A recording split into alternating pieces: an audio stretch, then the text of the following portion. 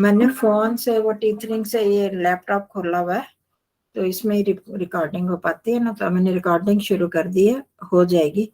तो अगर ये बंद हो गया तो कुछ सेकंड्स वेट कर लेना, मैं फोन से फिर लिंक कर लूंगी। तो हाँ, मंत्र पाठ कौन करेगा आज? किसको बहुत दिन हो गए नहीं किया? आरती जी को। आरती जी आए बड़े दिनों बाद। हाँ जी, हाँ जी, हाँ जी, चलिए। सभी आ रही है, आभा को क्या हुआ? आवाज आ रही है सबको मेरी? हाँ जी, हाँ जी, आ रही है। सभी अपने अपने स्थान पर सीधे बैठेंगे, कमर, गर्दन, मेरुदंड सीधी रेखा में रखते हुए 3 बार ओम का उच्चारण करेंगे। सांस भरे, ओ।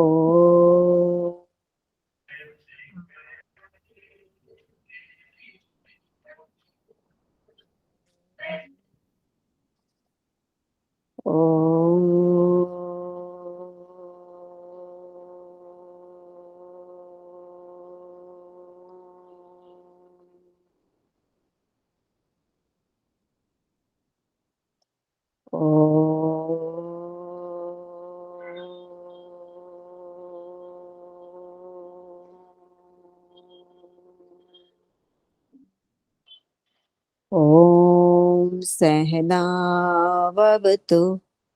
सहनो भुनक्तु सह वीर्यं करवावहै तेजस्विनावधीतमस्तु मा विद्विषावहै।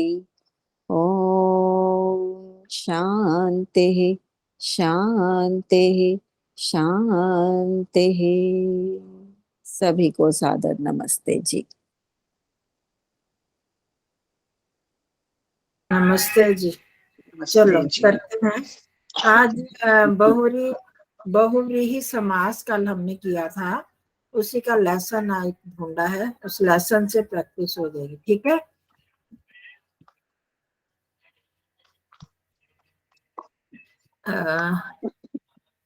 कर लेती हूँ।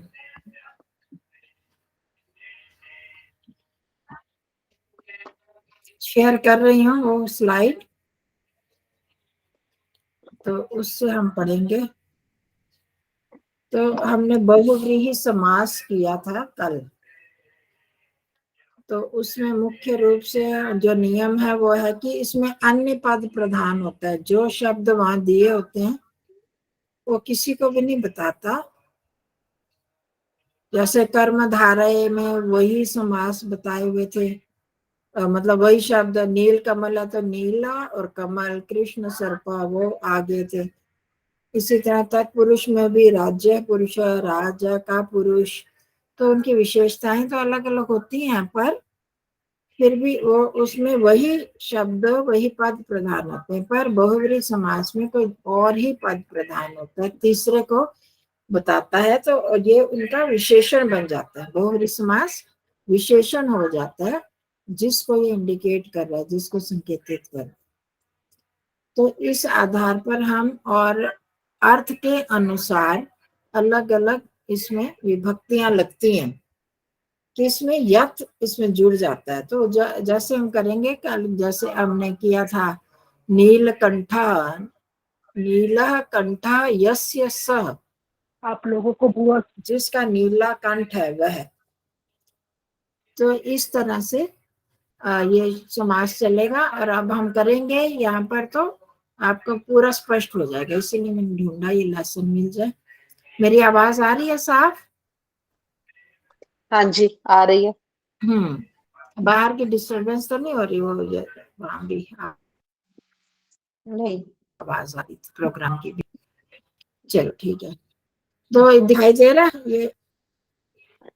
ये हाँ जी। हाँ, अहंकार विमूढ़ आत्मा, विमूढ़ आत्मा, अहंकार से विमूढ़, जो कहते हैं मोह युक्त आत्मा, उस विषय में यह क्या कहा? अहंकार से विमूढ़ आत्मा, विमूढ़ मतलब जो जड़ हो गई होती है आत्मा, या अच्छा, मोह से बुद्धि जड़- मतलब बुद्धिहीन। हाँ हाँ जी, वो इसका। और बहुव्रीहि समास, बहुव्रीहि समास से फल बताता है। तो अब ये है सबसे पहले, एतेषु गीता श्लोकेषु स्थूलाक्षरैः मुद्रितानि पदानि परिशीलयत। दिख रहा है ना? तो इसका अर्थ बताओ शशि दीदी, करो जरा फिर उसके बाद।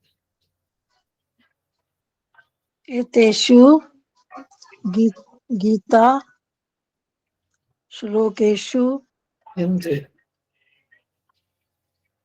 एतेषु मतलब यह, एतत् यह या इस होता है ना।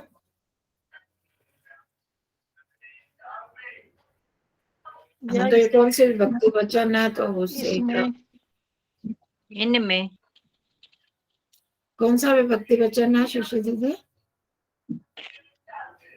ये सप्तमी है। हाँ जी, हाँ, मेरे से क्यों पूछ रहे हैं? आपको कॉन्फिडेंस होना सप्तमी चाहिए। बहुवचन। हाँ जी, सप्तमी, सप्तमी बहुवचन।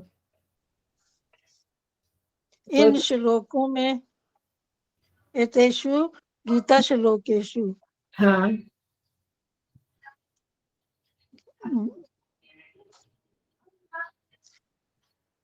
इन गीता के श्लोकों में हाँ जी, हाँ, स्थूल अक्षरे, बड़े अक्षरों में, हाँ जी, हाँ, मोटे अक्षरों में, स्थूल मतलब मोटे। मुद्रितानि हाँ, छपे हुए, हाँ जी, हाँ, पदानि छपे हुए पद, परिशीलियत, हाँ, पदों को, मुद्रित छपे हुए स्थूल अक्षरों में छपे पदों को वो करो, परिशीलित, अच्छी तरह ध्यान से समझो, पढ़ो, जो भी परिशीलन करना, अच्छी तरह से जानना। ठीक है। तो अब क्योंकि ये बहुव्रीहि समास से संबंधित है ये पाठ, तो जो भी मोटे मोटे अक्षर लिखे हैं बोल्ड में, जिसको हम इंग्लिश में बोलते हैं, गाढ़े अक्षरों में जो लिखे हैं, गाढ़े प्रिंट में, तो वो सारे जो शब्द हैं वो बहुव्रीहि समास को बता रहे हैं, बहुव्रीहि समास में, तो इसलिए उनको ध्यान से करना है। ठीक है।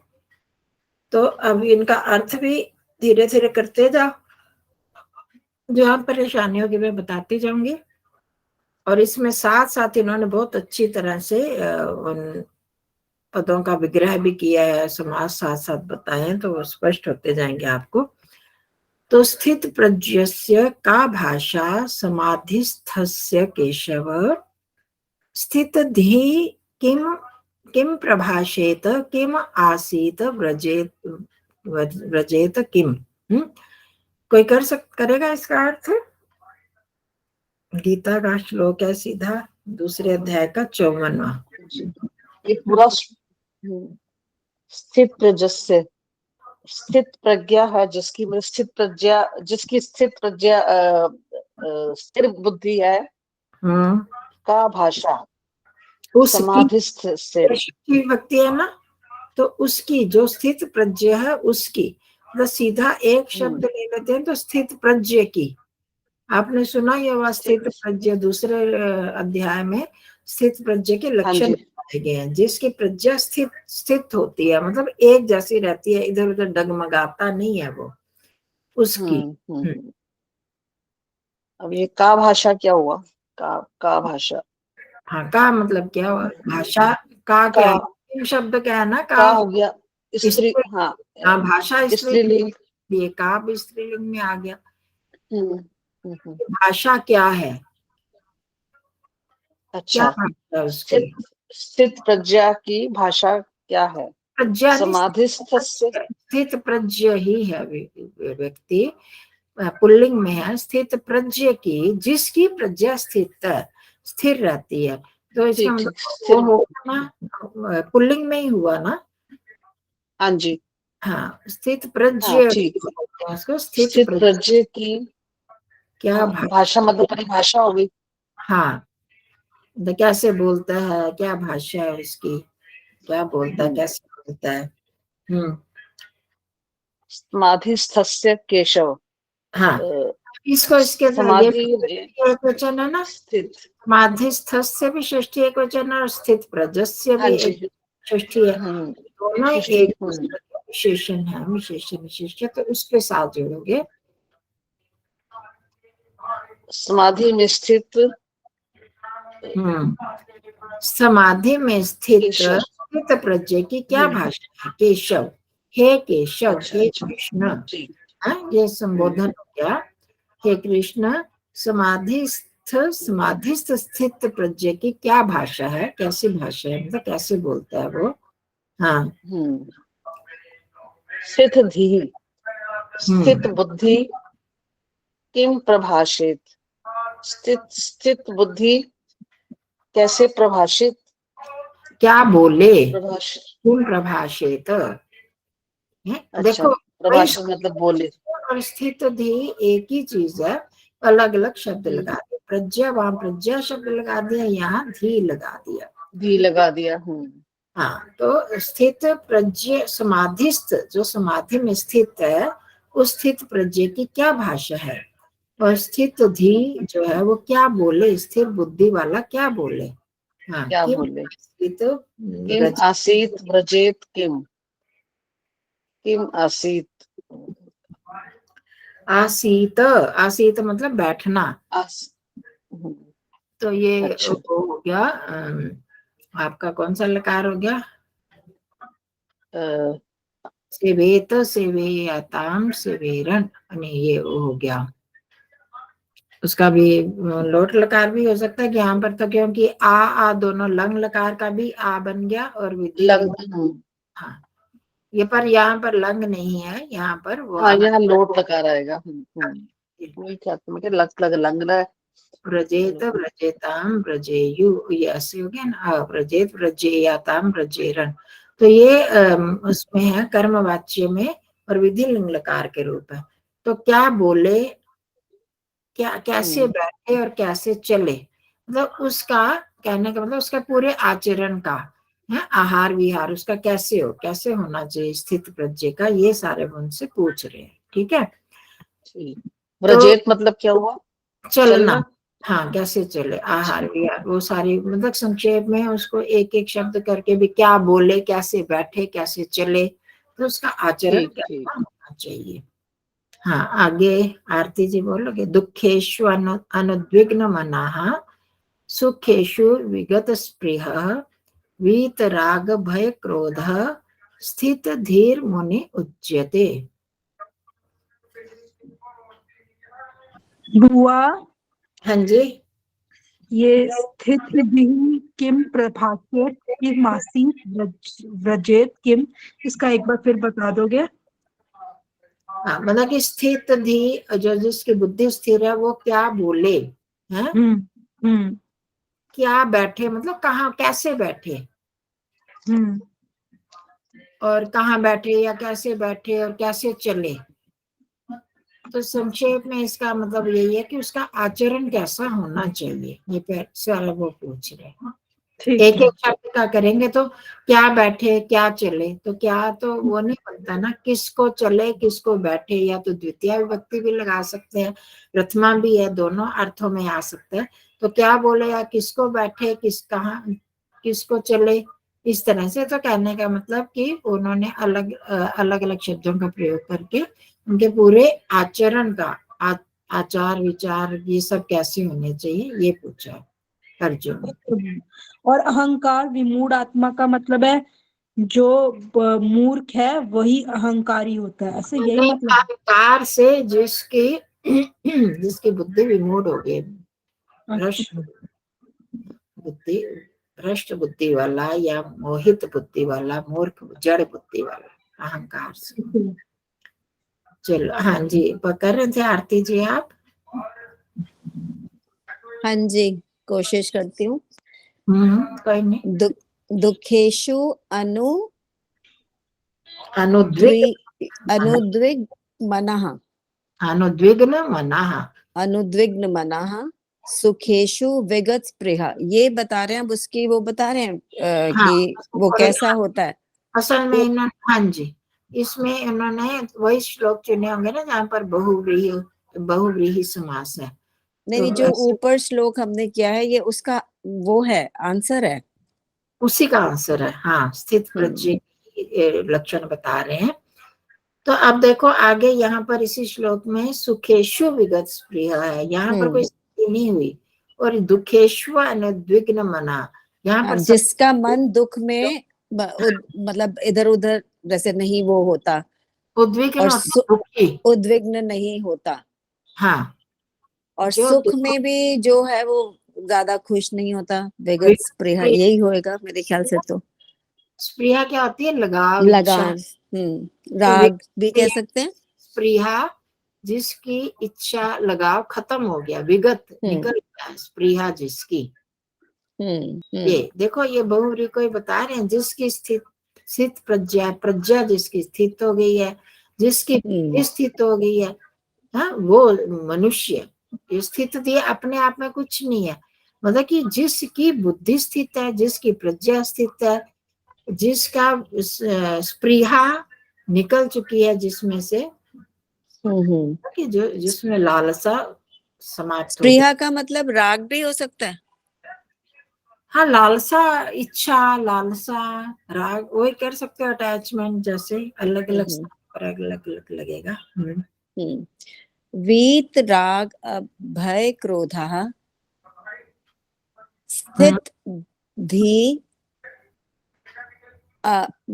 धीर अनु मुनि, धी मुनि मुनि और उच्यते। उच्यते, क्या हो गया? मतलब जिसका वीत इसकी राग भय क्रोध। संधि छे सुन लो तो हाँ आसान। जी, स्थित धी, जैसे हाँ जी, हाँ बिल्कुल।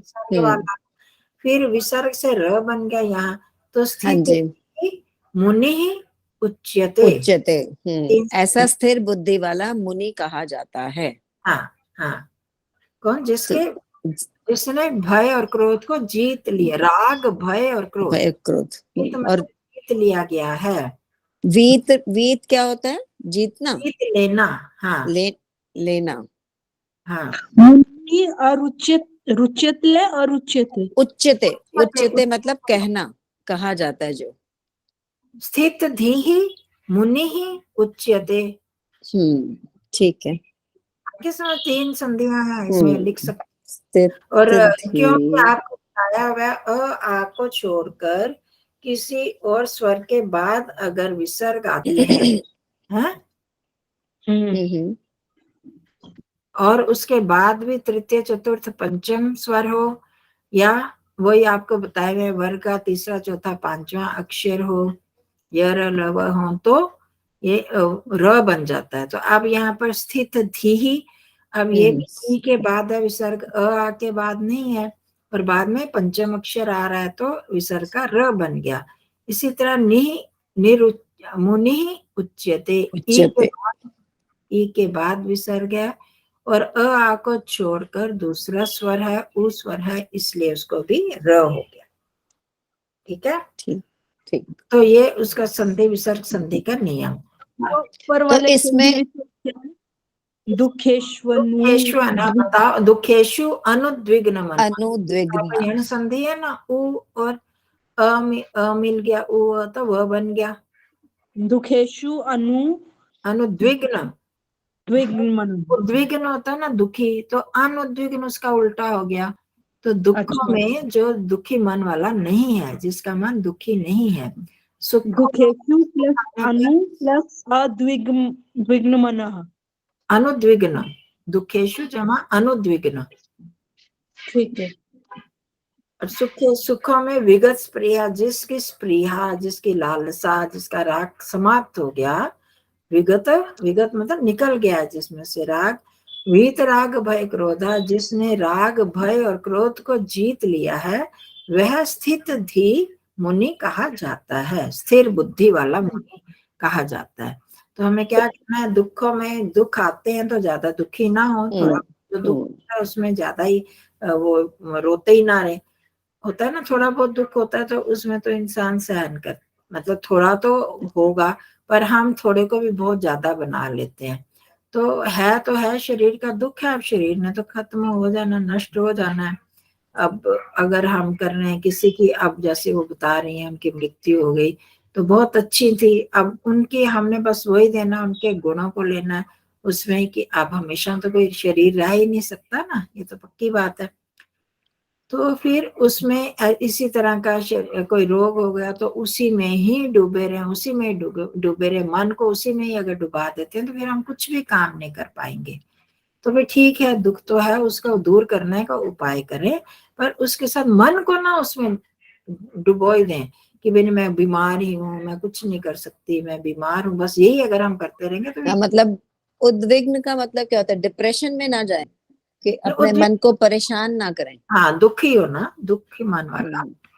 तो अनुद्विग्न, दुखी ना हो तो ठीक है, शरीर का धर्म है, दूसरे को हो गया, ये तो होगा ही, जब प्रकृति से जुड़े हैं तो दुख तो होगा। तो अब हमें उनका इलाज करना है, उसका साधन उपाय करने हैं, पर उसमें ही डूबे नहीं रहना। दुख में भी इसी तरह, सुख में भी, सुख हो गया बहुत पैसा हो गया, ये सुख हो गया, ये घर में बहुत अच्छा बच्चा पैदा हो गया, बहुत उसको सफलता मिल गई, ये हो गया, उसमें करते हैं तो उसी में ही हम डूबे रहते हैं, फिर अपने अच्छे कामों को छोड़ देते हैं। फिर अगर वो परिवर्तनशील है संसार, फिर दुख में भी वो परिवर्तन आता है, सुख में भी परिवर्तन आता है।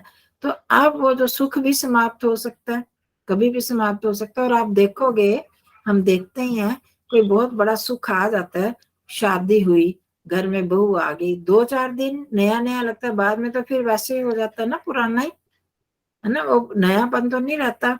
इसी तरह कोई बच्चा आया, कुछ भी हुआ, तो शुरू में बड़ा उत्साह से होता है, अगर हम उसी में ही फंस जाते हैं तो फिर हम मोह में फंसेंगे, मोह में फंस के फिर अपने जीवन की उन्नति हमारी वहीं पर रुक जाती है। ठीक है, ये संसार का धर्म है, ये सब तो होंगे ही, ये खुशियां भी आएंगे, गम भी आएंगे, तो हमें बस अपने कर्तव्यों का पालन करते चले जाना है। उसके लिए जो उपाय कर सकते हैं वो करें, और उसके बाद अपना जो हमारे जीवन का लक्ष्य है उसकी ओर तो बढ़े। वही तो नहीं, जब नौकरी होती है किसी की, सर्विस है, तो क्या आप छोड़ देते हैं? सर, जिसने सर्विस की होगी सर्विस पे तो जाता ही है ना, फिर वो काम तो नहीं छोड़ते, पर हम छोड़ देते हैं ध्यान संध्या इत्यादि, वो काम छोड़ देते हैं। तो दूसरे जो है जरूरी जो लगते हैं वो नहीं छोड़ते, छोड़े भी नहीं जा सकते, पर इनको फालतू समझकर छोड़ देते हैं। तो हमें हर काम में बैलेंस बनाकर रखना है। दुख आए तो अगर दुखी मन ही दुखी रहेगा तो हम किसी भी काम में आगे नहीं बढ़ पाएंगे। तो जो कष्ट होता है वो तो होगा ही कष्ट, उसमें थोड़ा बहुत दुख तो होता है, पर मन को उसमें ही नहीं लगा लेना, उसका साधन उपाय जरूर करने हैं। फिर उसके बाद सुख का भी ऐसे ही, और फिर वीत राग, जिसने इसी प्रकार से कोई राग भय और क्रोध को जीतेगा, है ना। अगर सुखों में हम फंस गए तो फिर राग हमको हो जाएगा, भय भी होगा, दुखों से डर लगता रहेगा, हाय दुख ना कोई आ जाएगा, वो ना आ जाए, फिर आ जाता तो क्रोधित होते हैं। तो इन सब को हमने जीतना है। जो जीत लेता है विषम परिस्थितियों में, वो ही स्थित थी कहलाता, क्योंकि उसकी बुद्धि एक जैसी रहेगी ना वो राग में फंसा, ना वो द्वेष में फंसा, ना भय में, ना क्रोध में। अगर नहीं फंसेगा तो उसकी बुद्धि स्थित ही रहेगी। हमारी बुद्धि क्यों इधर उधर हो जाती है? क्योंकि हम उसमें स्थित नहीं रहते। मतलब कि खुशी में फूल में समाने लगते हैं, फूल के समाने लगते हैं खुशियों में, दुख में उसी में दुखी होने लगते हैं। तो बुद्धि तो एक जैसी नहीं रही। तो हमने एक करना है अपनी तरफ से प्रयास कि हम एक जैसे रहने की कोशिश करें। वही बहुत खुशी हो रही है, इतनी सफलता मिल गई, तो ये भी तो खुशी कुछ दिन की है, तो मैं इसमें क्यों हो रहा हूँ? इसी जन्म की तो जो भी सफलता मिली हो तो इसी जन्म की है ना, और ये जन्म तो समाप्त होना है। दूसरे को मिली है तो वो भी इसी जन्म का ही साथी है। तो हम अगला आगे तो हमारे साथ जानने वाला कोई भी नहीं है, ना ये सफलता ना वो व्यक्ति। तो इसलिए हम उसमें जितना भी हमारा एक सीमा में है उसको खुश होते हुए उसमें लिप्त नहीं हो जाना। तो वो उसको स्थित भी कहते हैं। नाम से यही आ रहा है कि जिसकी बुद्धि स्थित है। तो इसी तरह राग भय क्रोध द्वेष अहंकार अभिमान, इन सब में नहीं फंसना। हाँ जी, आगे। हाँ जी। ये जो मेरे, सॉरी आपसे दोबारा पूछ रही हूँ, ये जो बिल्कुल फर्स्ट लाइन है कि जिसकी बुद्धि स्थिर है, जो समाधि में है, उसकी क्या भाषा है हे कृष्ण? हाँ जी, हाँ समाधि में स्थित स्थित प्रज्ञ की क्या भाषा है? हाँ, चलो अब आगे ये तीसरी एक योग। और बता दो, हाँ जी, विगत सुप्रीह, इसका क्या बताया मतलब? मैंने बताया ना, विगत मतलब निकल गया है, जिसमें से स्पृहा, लालसा, इच्छा, राग, जिसमें से राग किसी विषय, हमारे यश की लालसा है, मेरे को कोई बहुत मेरी प्रशंसा करे तो वो यश की लालसा हो गई, धन की लालसा हो गई, तो जिसमें से वो विगता स्पृहा युष्मात् स, जिसमें से स्पृहा निकल चुकी है वह व्यक्ति है, लालसा जिसमें से निकल गई है। ठीक और है, वीत का मतलब होता है जीतना, जीत चुका है जो राग भय क्रोध को, और विगत मतलब निकलना, विगत, गत मतलब गया हुआ, जाना। हाँ, और वी मतलब विगत, उसमें से विशेष रूप से वो निकल चुका है जिसमें से स्पृहा हो। हाँ जी, आगे अंजना जी। तो विशुद्ध आत्मा, विजित आत्मा, जितेंद्रिय, योग से युक्त विशुद्ध आत्मा, आत्मा जीती हुई आत्मा और इंद्रियों को जिसने जीत, योग से युक्त विशुद्ध आत्मा को, आत्मा जिसने इंद्रियों को जीत लिया है। हाँ, देखो तीन विशेषण, चार विशेषण बताए। योग युक्त, जो योग से युक्त है, सारे प्रथमा विभक्ति में है ना, जी, तो योग से युक्त है, योगेन युक्त है, ये तो आपका तत्पुरुष समास हो गया सीधा। तो जो योग से युक्त है, जिस मतलब योग में रहता है, योग के अनुसार जीवन चलाता है, विशुद्ध आत्मा, जिसने अपनी आत्मा को शुद्ध कर लिया है, विशुद्ध आत्मा ये न स या यस्य स, दोनों तरह से हो सकता है। तो विशुद्ध आत्मा यस्य स, जिसकी आत्मा शुद्ध है। वैसे तो आत्मा सारी सबकी शुद्ध होती है, पर अंतःकरण में ही दोष होता है, पर कह दिया जाता है कि बड़ी शुद्ध आत्मा है, बड़ी उच्च आत्मा है, तो वो अंतःकरण से जुड़ा रहता है आत्मा, तो इसलिए विशुद्ध आत्मा कह दिया, जिसकी आत्मा शुद्ध है पूरी तरह से। विजित आत्मा, जिसने आत्मा को जीत लिया है। वैसे आत्मा को जीतना क्या होगा, मैं स्वयं हूं, मैं किसको जीतूंगा, मैं ही तो आत्मा हूं। तो यहाँ भी वही मतलब है कि हमने स्वयं पर नियंत्रण पा लिया, कि जो भी हम काम कर रहे हैं आत्मा के अनुसार कर रहे हैं। क्या होना चाहिए, हम इंद्रियों और मन के अनुसार करते हैं ना, यहाँ हम मन ले सकते हैं आत्मा से अर्थ। हम क्या करते हैं, जो मेरे मन में आया हम उसका बिना सोचे समझे कि ये ठीक है या गलत, हम उसका आचरण करने लगते हैं। पर जिसने आत्मा को जीत लिया, अर्थात मन को, यहाँ आत्मा ये असली जो हम चेतन आत्मा है उसको नहीं करेंगे, क्यों, जीतने वाला कौन है, मैं ही तो हूँ, जीतने वाला आत्मा ही है, तो मन असली अर्थ आता है यहाँ पर। तो जिसने आत्मा को जीत लिया है, विजिता आत्मा ये न स, जिसके द्वारा आत्मा को जीत लिया गया, जितेंद्रिय, और जिसने इंद्रियों को जीत लिया है। आ गया समझ? तो यहाँ आगे इंद्रियां आ गया, तो यहाँ पर इस मन के साथ संबंधित है ये ज्यादा। तो वह व्यक्ति योग से युक्त शुद्ध आत्मा वाला, जिसने आत्मा को या अर्थात मन को जीत लिया, जिसने इंद्रियों को जीत लिया, भूतात्मा कुर्वन् अपि न लिप्यते, सभी भूतों से लिप्त भूतात्मा, अच्छी आत्मा, सर्वभूत आत्मभूत आत्मा, सर्वभूत, सब प्राणियों में, भूत प्राणी होता है ना, पहले भी एक बार आया तो बताया था आपको, प्राणियों में कभी भी नहीं, सब प्राणियों को आत्मभूत आत्मा, अपने समान आत्मा है, आत्मभूत आत्मा, अपने प्राणी समान, मतलब कि अपने समान ही आत्मा, कुर्वन् अपि, आत्मा मानते हुए भी, कुर्वन् अपि हुए भी, क्षत्रिय ये यजुर्वेद का वो वाला मंत्र है ना, ओम सर्वाणि भूतानि आत्मे भूवि जानता तत्र को मोह क शोक एकत्वम अनुपश्यता।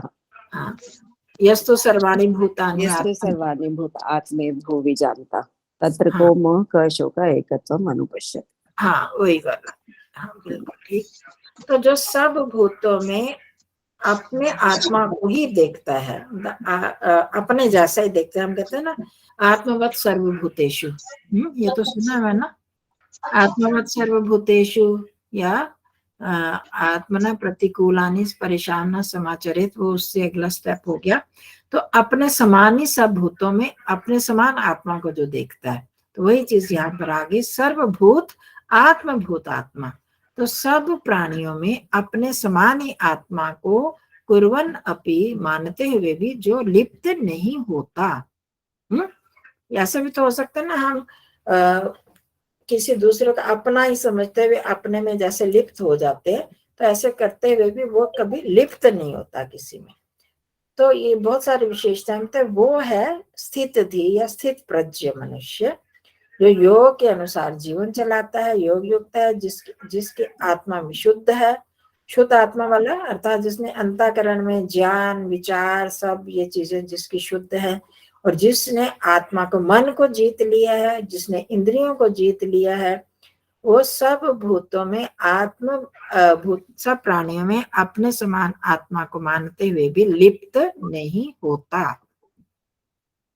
हम लिप्त हो जाते हैं ना, अभी ऊपर बात हुई थी, दुखों में भी लिप्त हो जाते हैं, दुखी होकर, सुखों में भी लिप्त हो जाते हैं, ज्यादा सुखी खुश होकर। तो इस तरह का जो व्यक्ति है वो लिप्त नहीं होता, और यही जो है स्थित धी के लक्षण है।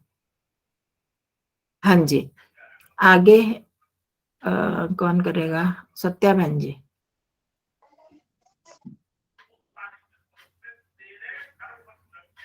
करोगे?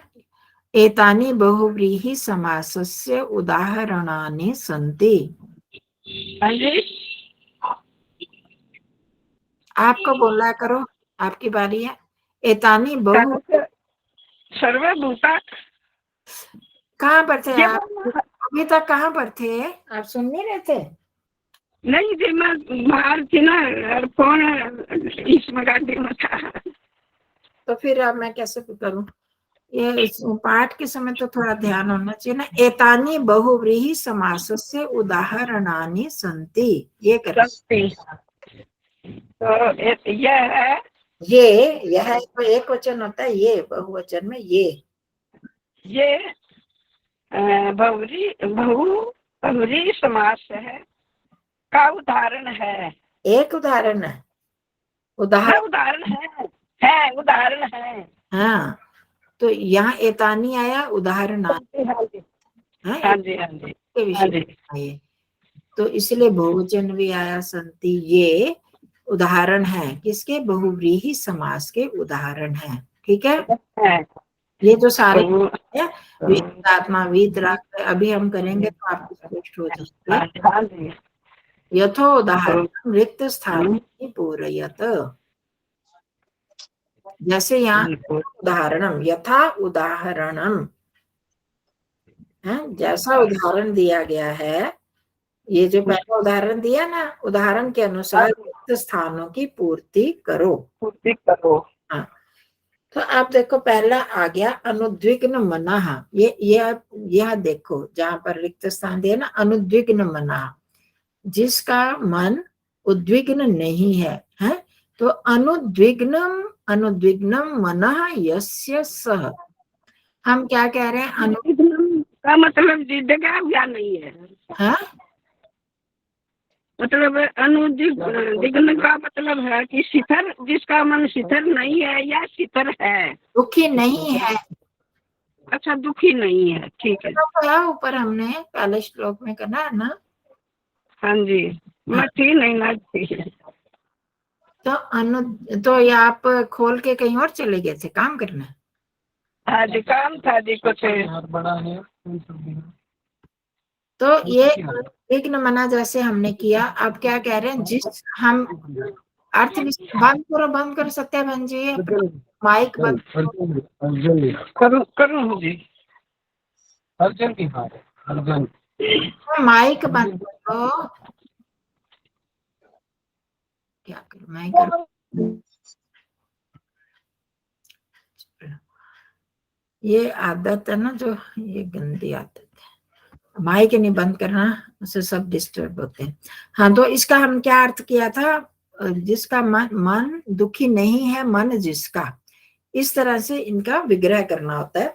अनुद्विग्नम मनः यस्य, सकाल भी बताया था, ये मनः का विशेषण है। मनस शब्द हमने किया हुआ है, नपुंसक लिंग होता है ना। तो मनः मनसी मनांसी मनांसी, याद आया, किया था जब हलन शब्द हाँ किए जी। थे। तो मनस शब्द का है, मनस शब्द नपुंसक लिंग, तो इसलिए इसका ही विशेषण है ये। तो हाँ जी। अनुद्विग्नम मनः यस्य सः, तो हम ये विशेषण किसका बताया? अनुद्विग्न मना, किसी व्यक्ति का बताया ना, स्थित धी का बताया, स्थित प्रज्ञ का बताया कि जिसका मन अनुद्विग्न होता है, उद्विग्न नहीं होता। तो अनुद्विग्न मन है जिसका, वह व्यक्ति। तो इसलिए अनुद्विग्नम मनः यस्य सः। ठीक है, इस तरह से होगा। अब आगे है स्थिता प्रज्ञा यस्य स। ये ही मुश्किल है, इसको तोड़ना मुश्किल होता है, पर आपको ये आसान रहेगा अभी, क्योंकि नया नया। स्थिता प्रज्ञा यस्य सः, तो क्या बन गया इसका? जैसे अनुद्विग्नम मनः यस्य सः से अनुद्विग्न मना बना, तो स्थिता प्रज्ञा यस्य सः। हाँ पुष्पा बहन जी। चिता प्रज्ञा यस्य सः, वह जिसका प्रज्ञा मतलब वो विद्वान कह सकते हैं, स्थित है मतलब विद्वता से, प्रज्ञा मतलब बुद्धि कहेंगे ना, प्रज्ञा बुद्धि। हाँ बुद्धि, हाँ जी, जिसकी बुद्धि स्थित है। हाँ, स्थिता स्त्रीलिंग में आएगा ना। बस इसका स्थिता शब्द बनाओ, क्या शब्द बनेगा? स्थिर है बुद्धि जिसकी वह, तो क्या बन गया? एक बार एक शब्द अच्छा, क्या बन जाएगा? एक शब्द में, अच्छा अच्छा, वह जिसकी बुद्धि स्थिर है ना। हाँ, योगी कह सकते हैं, या और फिर इसी में से करना है, आप नया शब्द नहीं ढूंढोगे। जैसे अनुद्विग्नम मनः यस्य सः, अनुद्विग्न मनः बनाना, देख रहे नहीं हो? समझ आया, ये उदाहरण समझ देखो, तो स्थित प्रज्ञा बोलेंगे ना, उदाहरण दिया तो हुआ है। विघ्नम मना, स्थित यस्य प्रज्ञा। सः से अनुद्विग्न मना बना। इसी तरह यहाँ से फालतू चीजें हटाकर सीधा ही यस्य सः, वो पुल्लिंग में है बाद में, तो हम क्या बनाएंगे? स्थिता प्रज्ञा। तो उसकी विभक्ति तो हटा देनी है, स्थित स्थित प्रज्ञा। अच्छा, ये प्रज्ञा वर्ड ही रहेगा कि प्राज्य नहीं होगा? प्राज्य क्यों होगा? हम अपनी तरफ से थोड़ी शब्द लगाना है।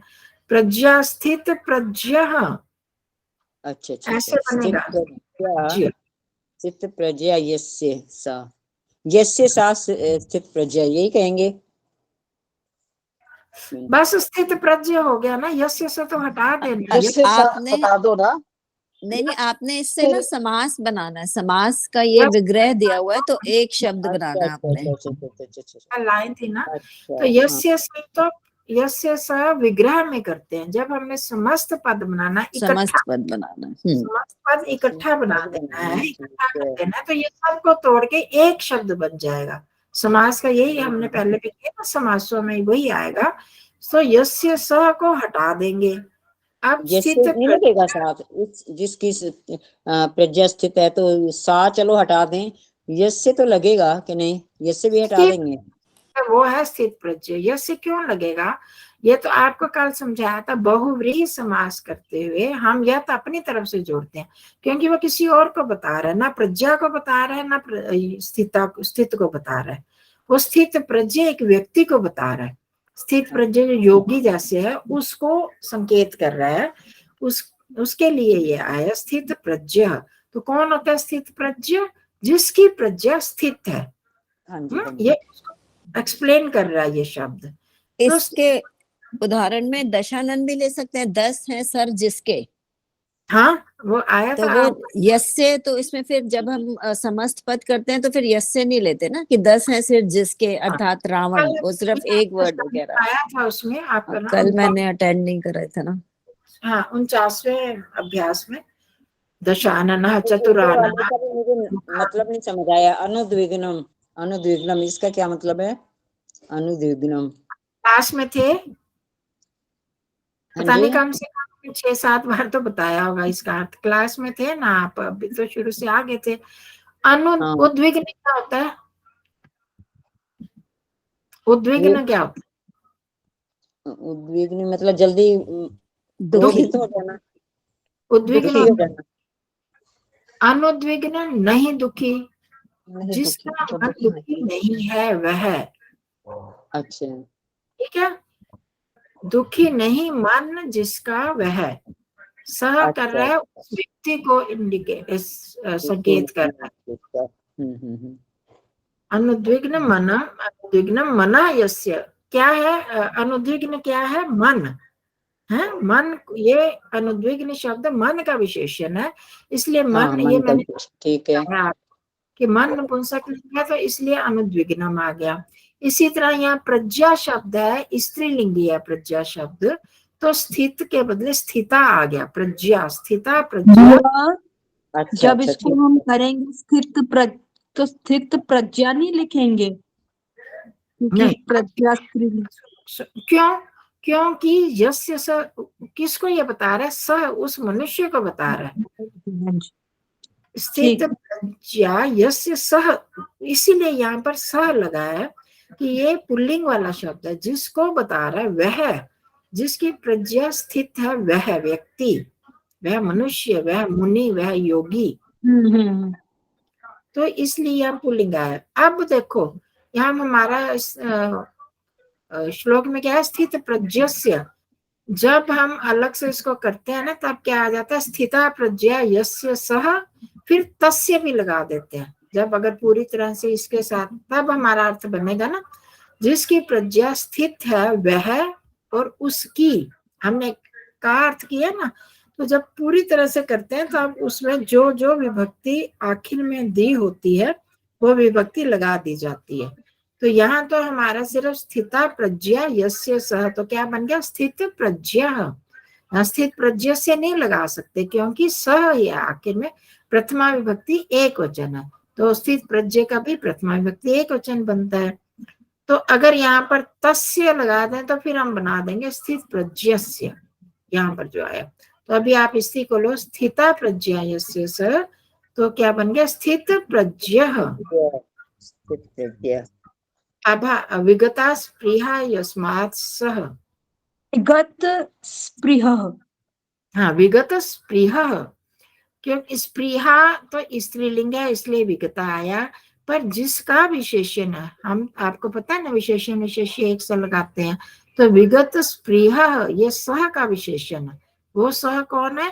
जिसकी स्थित धी का है ना ये विशेषण, वो उसकी स्थित बुद्धि धी स्थित कहलाता है। है। हाँ, तो इसलिए वह पुल्लिंग में ही आएगा, ठीक है। तो पहले क्यों हमने स्त्रीलिंग लिया?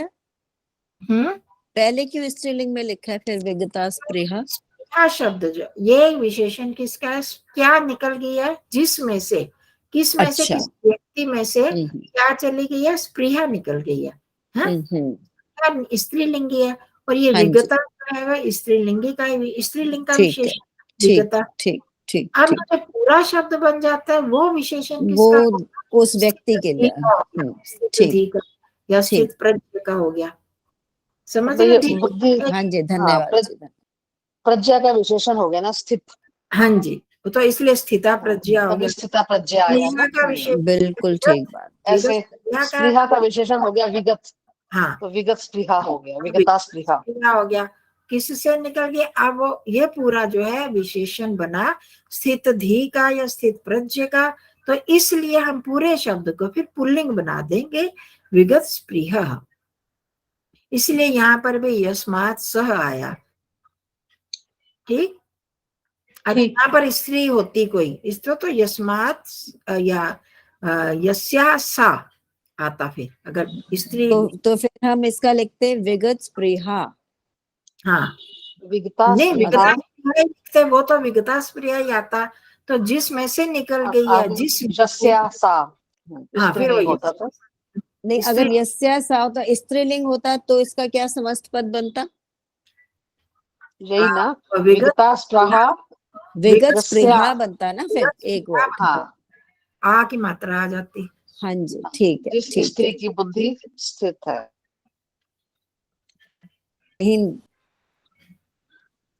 जिसकी बुद्धि से वो स्प्रे। अगला हाँ, सविता जी। रागश्च भयं च क्रोधश्च राग भय क्रोधः वीता राग भय क्रोधः यस्मात् स वितराग भय नहीं, वी बड़ी वी की मात्रा है ना। वीतराग भय क्रोधः। हाँ देखो वैसे यहाँ पर वीता राग भय क्रोधा ये न सा आना चाहिए, स्मार्ट इन्होंने किया।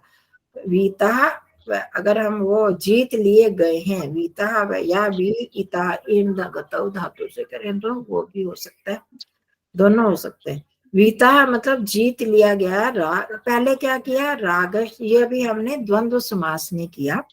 ये क्या चीज है, राग भय और क्रोध, ये तीनों अलग अलग चीजें हैं ना। हाँ जी। राग भयम नपुंसकलिंग में और क्रोधा, ये तीन चीजें हैं। तो जब इसका समझ विग्रह करते हैं ना तो ये च लगा देते हैं, ये हम आगे करेंगे बहुव्रीहि के बाद। द्वंद्व, इसको द्वंद्व बोलते हैं। 2 का जोड़ा, 3 का जोड़ा, 4 का जोड़ा, जैसे राम लक्ष्मण भरत शत्रुघ्न, इसी तरह राग भय क्रोध ये आगे। तो अब इसमें रागश्च, रागः बोलो ना, रागः च तो वो संधि होगी, रागश्च भयम च क्रोधश्च, तो ये क्या बन गया, राग भय क्रोधा, ये इसका बाद वाला भाग बन गया, राग भय क्रोधा। अब वीता, अब क्योंकि बहुवचन में है ना राग भय क्रोधा है, हाँ जी, हाँ जी, ये हमें भी बहुवचन लगा। वीता राग भय क्रोधा यस्मात् सः, तो ये वी उपसर्ग और ई धातु से है, तो ई का हमने पहले करा है, ई मतलब चले जाना, ई इन गतव, गति के अर्थ में, तो उस अर्थ में यस्मात् स, जिसमें से निकल गए हैं राग भय क्रोध, तो यस्मात् स, ठीक है। बहुवचन आ गया यहाँ पर। नहीं इन्होंने लिखा रागश्च भयम च क्रोधश्च राग भय क्रोधा, हाँ ये ठीक नहीं है। आप क्या बोल रहे हो, स्मार्ट पता नहीं क्या। तो नीचे बोल, नीचे पढ़ो ना, वीता राग भय क्रोधा यस्मात् स, अच्छा अच्छा, वीत राग भय, नीचे वाली लाइन है ना, पूरा नीचे शब्द नहीं वीत राग भय क्रोध है। जब उसमें से हमने तोड़ दिया, ऐसे नहीं बनेगा ना वो उसका अर्थ पूरा, तो राग भय और क्रोध, पहले इनको हमने अलग करे, राग भय क्रोधा, रागश्च भयम च क्रोधश्च, ये एक समास हो गया है। ठीक है, क्या समास बोला मैंने, द्वंद्व समास, इसमें च लगा देते हैं। फिर उसके बाद अब आप उसको छोड़ दो द्वंद्व समास को, आप सिर्फ देखो वीत राग भय क्रोध, आप सिर्फ इसको कर लो, तो वीता राग भय क्रोधा यस्मात् सः, ठीक, बहुवचन है ना, ए राग भय क्रोधा, तो जिसमें राग भय क्रोध निकल गए, तो यहाँ भी हमने बहुवचन लगाया, वीता राग भय क्रोधा। अब यस्मात् स, वो व्यक्ति तो एक है ना, जिसमें से निकले वो व्यक्ति तो एक वचन में, इसलिए यस्मात् सः, जिससे जिससे राग भय क्रोध निकल गए हैं वह, हाँ ठीक है। निकल गए या जिसने जीत लिया है इनको, वीत, तो वो देखो जीत लेना या निकल जाना एक ही बात है। अगर मैं वही कह रही थी कि वीता राग निकल गया, ये नशा, ये भी हम कर सकते हैं, जिसके द्वारा जीत लिए गए और जिसमें से निकल, दोनों अर्थों में। तो जिसमें से निकल गए तो यस्मात् स हो गया, और जिसके द्वारा जीत लिए गए अगर करें तो ये राग भय क्रोधा ये न सह, ठीक है। चलो अब विशुद्ध आत्मा, विशुद्ध आत्मा, तो जिसकी आत्मा विशुद्ध है, तो आत्मा शब्द कौन सा मूल शब्द क्या है, आत्मा का मूल शब्द आत्मन, आत्मन, आत्मा, आत्मानो, आत्माना, ऐसे चलता है, हाँ? तो इसलिए यहाँ पर पुल्लिंग लगाया, क्योंकि आत्मन शब्द पुल्लिंग है। नहीं तो आपको शंका हो सकती है ना, आत्मा है आकारांत है तो स्त्रीलिंग क्यों नहीं लगाया, तो ये शब्द मूल शब्द आत्मन है, प्रथमा विभक्ति एक वचन का रूप है, तो विशुद्ध आत्मा यस्य सह, तो क्या बन गया, शशि दीदी क्या बना शब्द, जिसकी आत्मा शुद्ध है, तो शब्द एक क्या बना, समझ, अच्छा विशुद्ध आत्मा, हाँ विशुद्ध आत्मा, शुद्ध आत्मा। इस विसर्ग हटा देंगे, जो उसका हाँ जी, हाँ जी, विभक्ति है हाँ वो जी। हटा देंगे, दोनों को जोड़ देंगे, विशुद्ध आत्मा। आप शशि दीदी आप बताओ, विजितः आत्मा येन सह।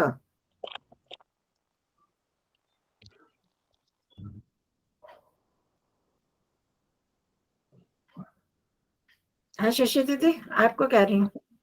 ये स्लाइड पे दूसरा आया हुआ है, ये हो नहीं आ रहा। विजित आत्मा, हाँ विजित आत्मा सीधा सा है, आसान है बिल्कुल। विजित विजित आत्मा नहीं कहेंगे। आचार्य जी, विजित हाँ हाँ, जीती हुई जीत आत्मा या या आत्मा जिसके जितेंद्र हाँ जी, हाँ जितेंद्र जी, जितेंद्रिय। हाँ जी, आत्मा, अब विसर्ग हटा के दोनों जोड़ दिया, विजित हाँ जी, आत्मा आ हाँ गया। जी, जितानी येन सह। हाँ जी, जीता जितेंद्रिय। तानिंद्र, हाँ आप बोलो ये रिंजना जी। हाँ बोल रही, हाँ जितेंद्रिय हो गया ना। जितेंद्रिय, तो जितानी जितानी हो गया। इंद्रिया, जिसने हाँ इंद्रियों को जीत लिया है। विभक्ति हटा दी, इंद्रियानी हो गया, तो इंद्रियानी की भी विभक्ति हटा दी, जितेंद्रिय येन सह वाला, जितेंद्रिय। जितेंद्रिय। ठीक है, थोड़ी थोड़ी समझ में आ गया। हाँ जी। आगे भी करेंगे, अभी है पाठ लंबा, तो काफी आ जाएंगे उदाहरण, तो उससे आप और स्पष्ट हाँ, होता ये ना जाएगा। पाठ पाठ भी भेज देना, ये पाठ भी और वो भी भेज देना, श्लोक भी ना, हाँ ये मैं रिवाइव हो भेज जाएगा। हाँ, इतना एक बार पढ़ लेंगे ना पाठ, थोड़ा फिर इजी हो जाएगा समझना। मैं यहीं से भेजने तो पूरा आ जाएगा हाँ इसमें। जी। ठीक है जी, आचार्य तो जी वीडियो भी भेजना जी, मेरा रह गया ना, बीच में मैं चली गई थी। अच्छा जी, जी काम भी करने पड़ते हैं घर के, क्या करें जी। ठीक है जी, हम आपसे सहमत हैं, सहमत हैं हाँ जी, आपसे। ऐसे मत सोचियो कि मैं कुछ गलत करूं। क्या सोचूं, मैं जो मर्जी सोचूं, मैं